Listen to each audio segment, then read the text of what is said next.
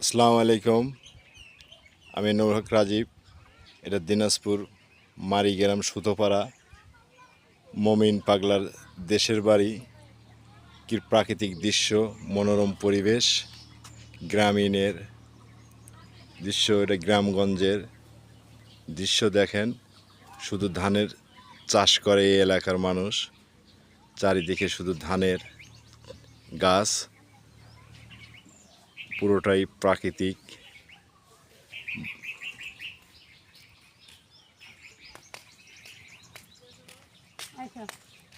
ওই মুখে